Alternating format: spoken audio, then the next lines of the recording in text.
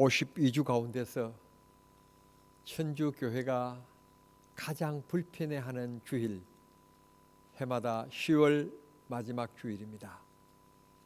10월 마지막 주일은 종교개혁 기념주일이라고 일컬기도 하고 교회의 제2의 생일이라고도 말하기도 합니다. 제1 생일은 오순절 마가다락방에 성령이 임하셨던 때, 그때를 교회 생일이라고 얘기를 하고, 종교개혁 기념주일을 교회 제2의 생일이라고도 말한 만큼 의미 있는 뜻있는 주일입니다.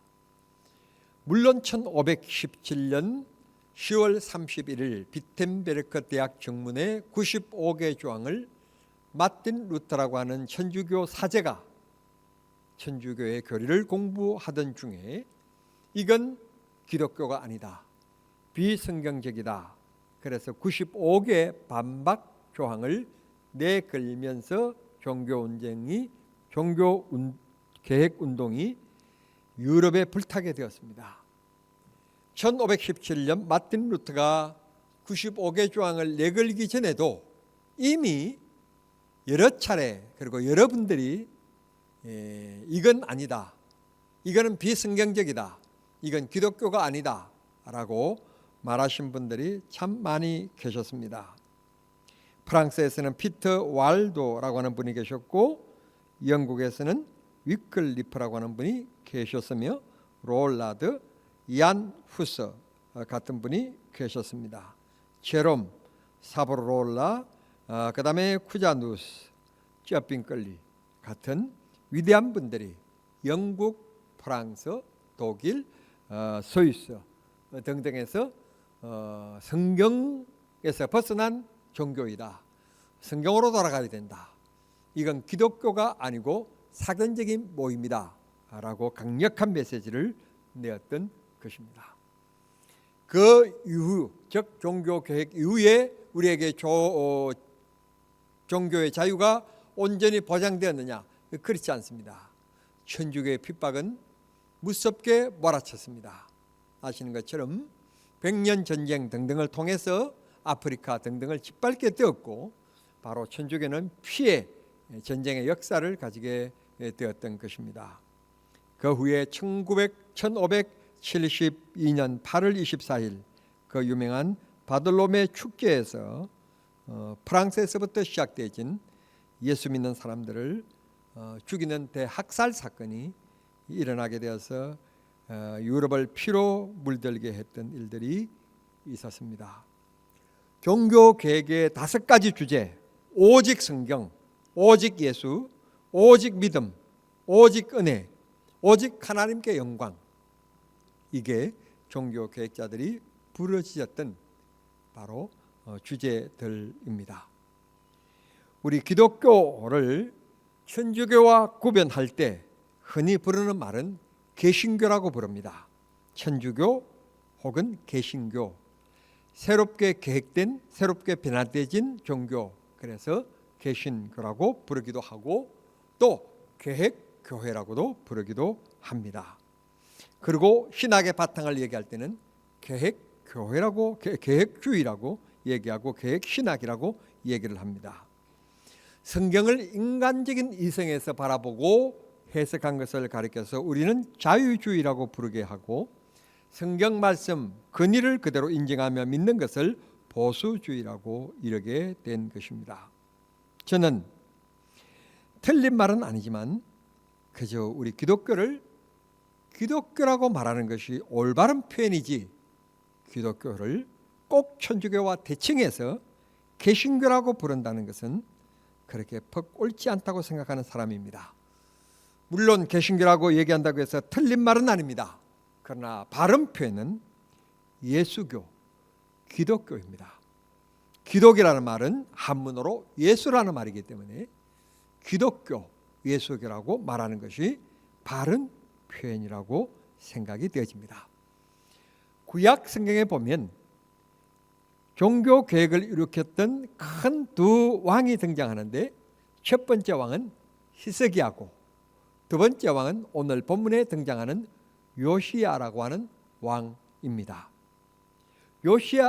히스기야 왕은 29살 때 왕이 된 사람이니까 자기가 사리 분별이 그래도 있은 때 왕이 된 사람이지만, 요시야는 자기 생각의 판단이 아직도 서지 않는 겨우 8살, 초등학교 1학년 들어가는 나이, 8살 때 왕이 된 사람입니다. 이 두 왕을 높이 평가하지만 히스기야보다도 요시야를 더 높이 평가하는 이유는, 히스기야는 나이를 먹을 만큼 먹은 사람이고 이 요시야는 어린 나이의 사람이에요. 그런데 높이 평가한 이유는 그에게 좋은 신앙의 멘토가 있었어요. 그건 첫 번째는 어머니셨습니다.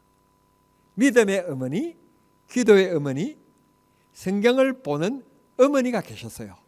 그 어머니가 아들 히스기야에게, 아들, 이건 이렇고 저건 저렇고, 그렇게 믿음과 신앙으로 잘 가르쳐 줬어요. 나라의 정치도 잘 어머니가 가르쳐 주셨어요. 두 번째 멘토가 있었고 좋은 스승이 계셨는데, 그는 대제사장 hil기야라고 하는 사람이었습니다.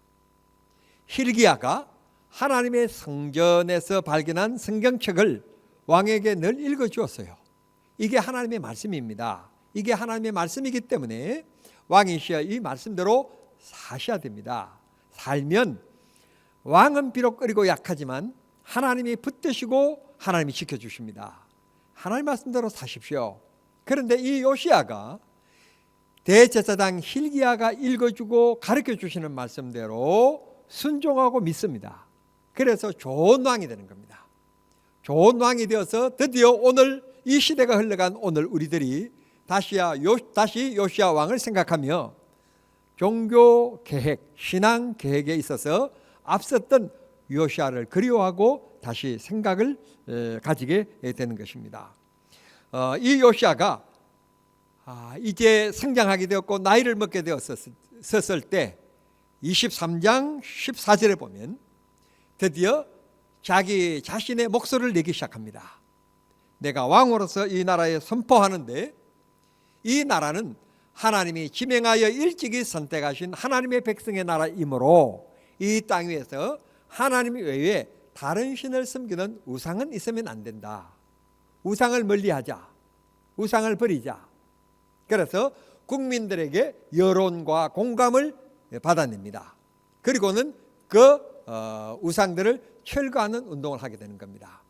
이게 첫 번째 요시야 왕의 신앙 종교 계획이었습니다. 하나님 외에 다른 신을 섬기는 것, 그건 온당치 않다, 바르지 않다. 그걸 이 땅에서 없애자. 그렇게 노래하고 국민들을 설득시켰던 사람, 그리고 왕의 권위로 명령했던 사람, 그가 요시야 왕이었다고 말씀해 주시고 있습니다. 그리고는 어느 날 역대하 34장 29절에 보면 나라의 지도자들이고 우두머리였던 장로님들을 불러 모읍니다. 장로님들을 불러 모으고 이제 안식일이면 하나님의 성전에 올라가는 버릇을 갖게 만듭니다. 습관을 갖게 만듭니다. 자, 우리 함께 하나님의 성전으로 나아갑시다. 올라갑시다. 그랬더니 그만 백성들이 바라보니까 왕이 앞서서 가고 그 뒤에 나라의 원로급인 어른들인 장로들이 뒤따르는 모습을 보고 백성들이 오랜만에 그 광경이 너무 화합적이고 통합적이고 아름답게 보여서 국민들이 다 뒤따르게 되었다는 것입니다. 그 줄 끝이 보이지 않을 정도로 뒤따르게 되어서 하나님의 성전이 있는 예루살렘으로 가는 길이 모든 사람으로 채워지게 되었다는 것입니다. 그렇게 채워지게 되었을 때 이 요시야가 얼마나 국민들에게 감사한지, 이렇게 한 마음과 한 뜻을 가지게 된 국민들에게 감사한지 위대한 선포를 합니다. 역대하 34장 31절 말씀해 보면 마음을 다하고 목숨을 다하여 여호와의 말씀에 순종하자. 백성들은 아멘 하고 응답하게 되는 것입니다. 그래서 요시야가 살아있는 동안에 33절 이하의 말씀 보면 하나님께서 나라에 복을 주시고 나라에 평안을 주시고 은혜를 주셨다. 아멘. 아멘. 지도자 한 사람의 결단 때문에 나라가 평안해졌고 국민들이 살기 좋아졌고 그런 복을 하나님이 허락하셨다는 것입니다. 우리가 지도자를 위하여 기도해야 될 이유, 그 지도자 한 사람이 하나님 앞에 바르게 서면, 그리고 바르게 살면 그의 영향력 때문에 백성들이 영향력을 받게 되고 결국 하나님의 복을 받는 나라가 된다는 말씀입니다. 그러면 요시아가 왜 하나님의 성전을 향하여 걸어 올라갔습니까? 또 말할 것도 없습니다. 이것은 하나의 행사가 아니라 하나님 앞에 예배하기 위하여 올라갔습니다. 요시아의 종교 계획은 예배 회복에 있습니다. 그동안에 우리는 하나님을 잃고 살았는데 하나님을 잃고 살면 안 된다. 하나님을 떠나 자유분방하게 살았는데 하나님을 떠나 살면 안 된다. 하나님을 섬겨야 한다. 하나님의 품 안에서 살아야 한다. 그래서 예배 회복을 하는 것입니다. 그래서 이 요시아가 하나님 앞에 기도하는 중에 기회를 얻습니다. 기회를 얻을 때 마침 돌아온 절기가 6월 절기였습니다. 21절입니다. 21절에 6월절 절기가 돌아왔을 때 하나님 앞에 이 6월절 절기를 얼마나 잘 준비하게 하는 줄 모릅니다. 6월절이니까 그냥 모여라 그게 아니라 6월절 절기를 지키기 위해서 준비합니다. 무슨 일이든지 준비하는 만큼 효과도 기대도 큰 것입니다. 결과도 큰 것입니다. 잘 준비해야 됩니다. 여러분, 늘 운동한다고 해서 마라톤 선수가 42.19km를 뛰면서 그냥 유니폼 입고 나가서 뛰는 줄 아십니까? 천만의 말씀입니다. 2달, 석 달 늘 운동했던 선수들인데도 불구하고 2달, 석 달 되어지면 그때부터 자기 건강의 페이스, 자기가 어떻게 뛰어야 될지 그게 따라서 또 훈련을 하고 준비를 하는 겁니다. 그래서 42km를 넘는 구간을 완주하는 겁니다. 그거 늘 뛰는 선수지만 그런 준비가 없어지면 중간에 포기하게 되는 일들이 일어나게 되는 겁니다. 예배도 마찬가지입니다. 요시아가 하나님 앞에 예배할 때 그냥 모여라, 하나님 앞에 예배하자, 하나님께 돌아가자, 그런 구호로 끝난 것이 아닙니다. 예배를 잘 준비했습니다. 얼마나 잘 준비했는지 여러분 한번 보시겠습니까? 역대하 35장에 보면 7절 보면 하나님 앞에 유월절을 위하여 왕이 준비한 예물이 작은 마치 어린 양과 염소. 놀랄 준비하세요. 한 번 제사를 드릴 때마다 몇 마리씩 드려야 되지요? 10마리, 100마리, 500마리, 1000마리를 드리는 거 아니에요. 한 번 제사를 드릴 때마다 한 마리씩 드리는 거예요. 그런데 여기 보면 뭐라고 얘기했는가 하면 어린 양과 염소 3만 마리. 놀랄 준비하라고 했는데 왜 안 놀라시는 거예요? 3만 마리를 잡으면 아마 이 정남 면민이 먹고 남을걸요? 왜? 10,000명도 안 되는데 3만 마리를 잡으면 한 사람이 3마리씩 먹어야 되는데 못 먹어요. 엄청난 양이에요. 엄청난 양. 그러면 소는 몇 마리냐? 소는 3,000마리.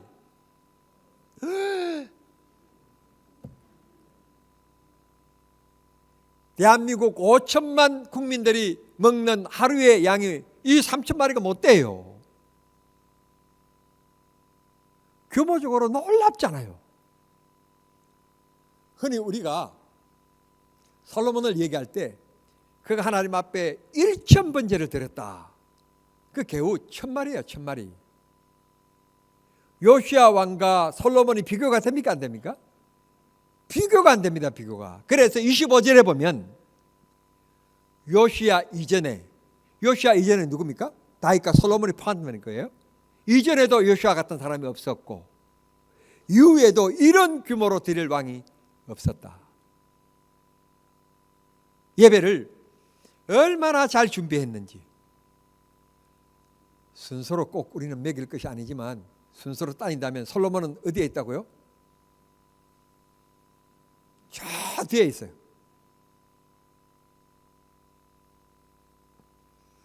하나님이 감격합니다.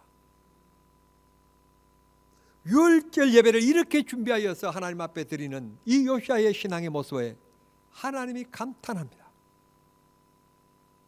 본문 25절입니다. 요시아와 같이 마음을 다하며 뜻을 다하며 힘을 다하여 자기가 할 수 있는 역량껏 자기가 할 수 있는 것 다 준비했다는 말씀입니다. 대충이 아닙니다. 그저 호주머니에 손 넣어서 대충 손에 잡히는 만 원짜리 한 장 드리는 그런 수준이 예배가 아니었다는 것입니다. 절대로 여러분 하나님 앞에 헌금할 때 호주머니에서 손 넣어서 툭 잡혀서 드리는 것, 지갑 꺼내서 툭 돈 꺼내서 드리는 그런 것 하지 마십시오. 그건 적선할 때 하는 것이지 불교, 천주교, 이슬람교, 기독교 어느 종교든지 자기 신에게 드릴 때 지갑 열어서 한 장 턱 떼내서 드리는 종교는 기독교밖에 없습니다. 이건 준비된 예배도 아니요, 하나님이 받으시는 헌금도 아니요, 이건 믿음의 행위도 아닙니다.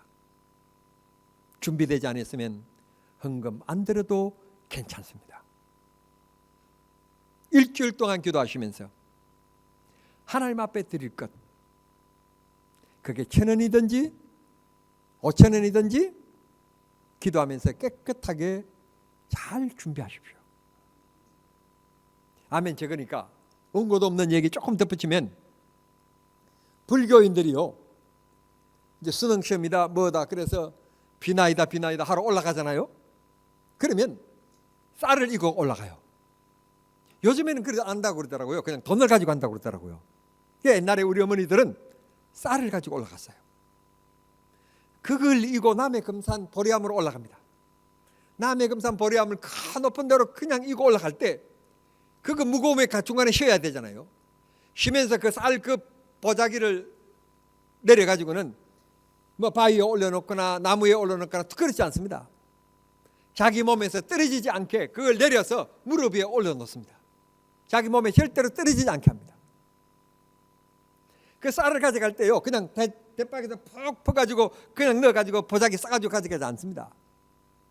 그걸요 상 위에다가 석 부어가지고 짜르르 깔아가지고요 반톨 난 쌀은 다 줍고 온톨 되는 쌀만 다 모아가지고 그렇게 싸가지고 올라갑니다.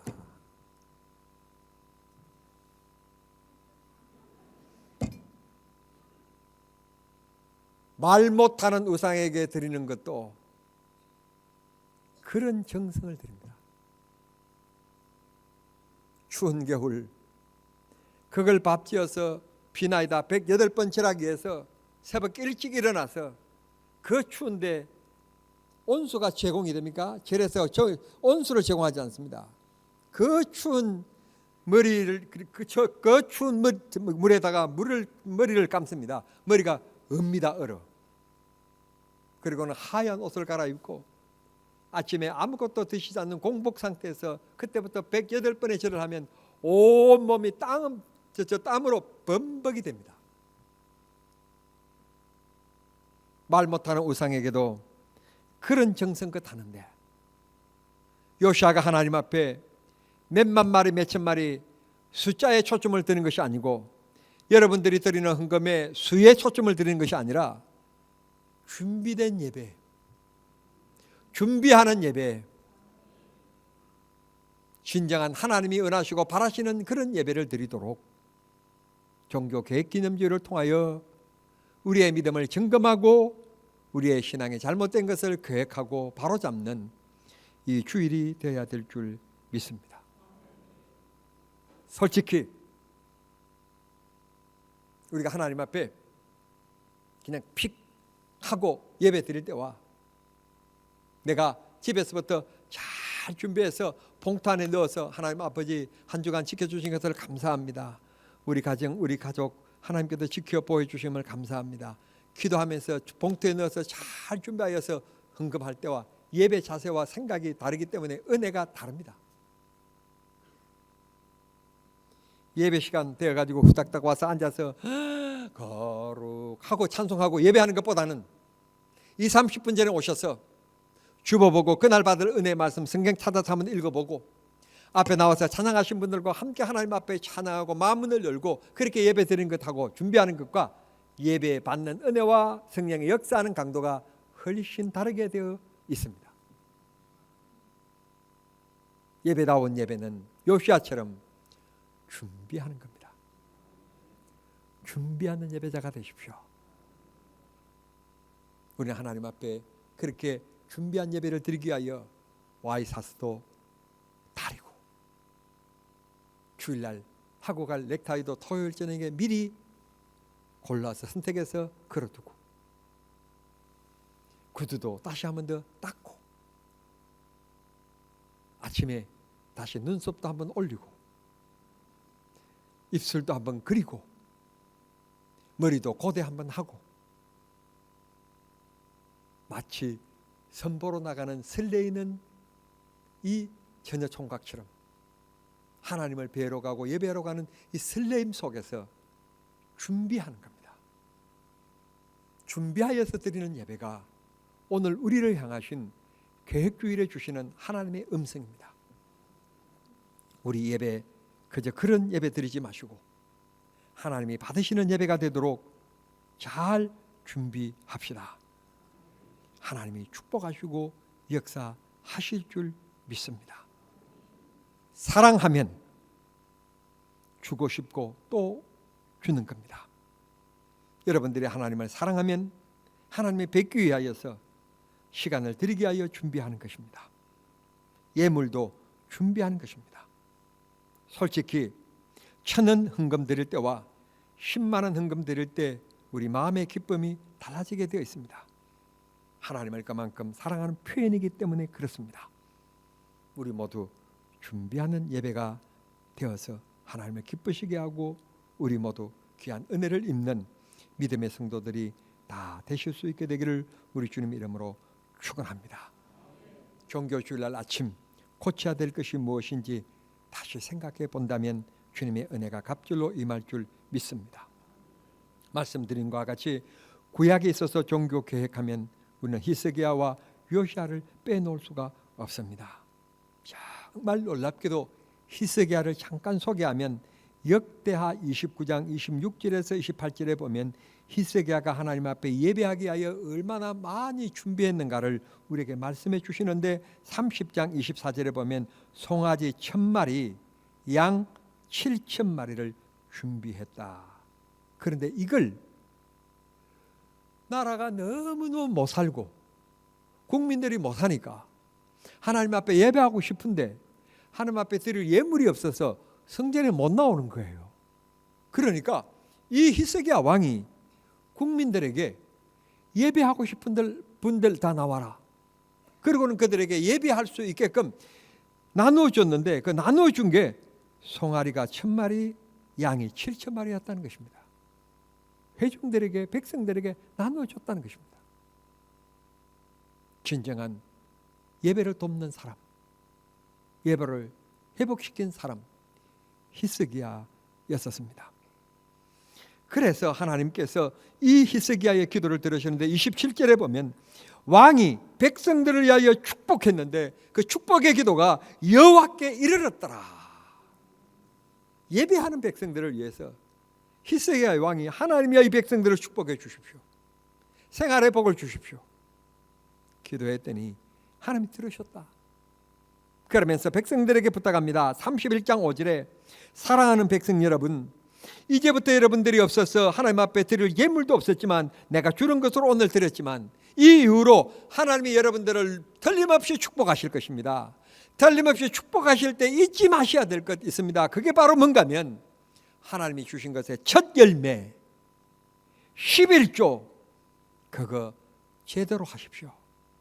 그러면 하나님이 여러분의 삶에 풍성하게 하실 것이고 복을 주실 것입니다. 그렇게 이스라엘 백성들에게 위대한 설교를 합니다. 그랬던 이 히스기야에게 31장 21절에 보면 하나님께서 히스기야와 그의 백성들에게 이 말씀대로 사는 사람들에게 하나님이 어떻게 하셨는가 하면 형통케 하셨더라. 형통케 하셨더라. 하나님 말씀대로 살면 순종하면 손해보는 것 같고 어려운 것 같지만 하나님이 형통의 복을 주신다 라고 성경은 우리에게 말씀하시는데, 또 아멘이 오늘 지금 적었지만 더 큰 아멘이 나올 거예요. 이 말씀이에요.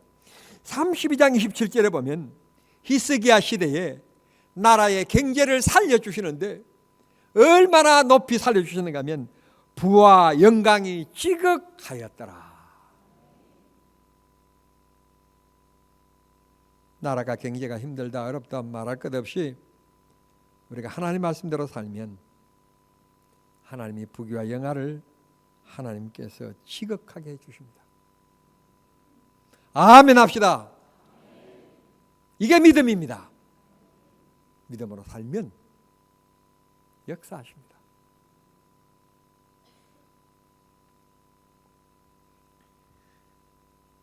저도 어렸을 때 말더듬이였잖아요. 근데 이렇게 말하는 것 보면 여러분 제 과거가 옛날에 말더듬이었다는 것이 생각이나 됩니까? 하나님 앞에 믿음으로 기도하고 믿음으로 드리면 하나님께서 오늘 이렇게 저를 축복해 주시잖아요. 남이 잘된 것은 절대로 배 아파서 아멘이 절대 크지 않고 할 수 없이 그냥 맨피용으로 아멘 하시는, 하나님의 능력을 믿으십시오. 하나님 역사하시는 겁니다. 말씀을 맺겠습니다.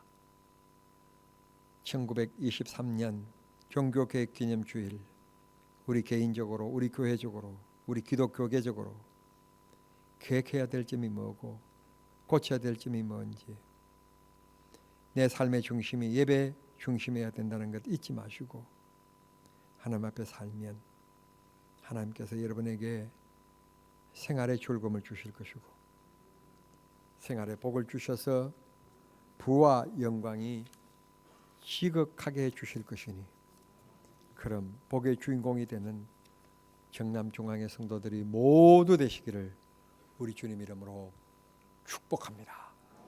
하나님 아버지 감사합니다.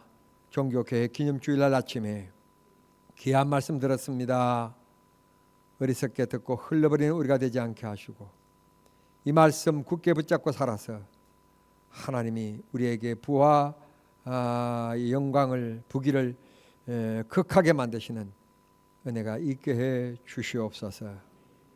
우리 개개인을 축복하시고 매 순간마다 하나님을 바라보며 믿음으로 결단하는 믿음의 힘이 있게 해 주시옵소서. 하나님 다시 한 번 더 비옵기는 주님의 채찍에 맞음으로 찢기심으로 우리 병든 몸 나음을 입었다고 했는데 고개 숙인 사랑하는 성도님들, 아버지 육신적으로 마음적으로 상처받은 이들 주여 나음을 주시옵소서. 고쳐 주시옵소서. 은혜 베푸시옵소서. 예수님의 이름으로 기도하옵나이다. 아멘.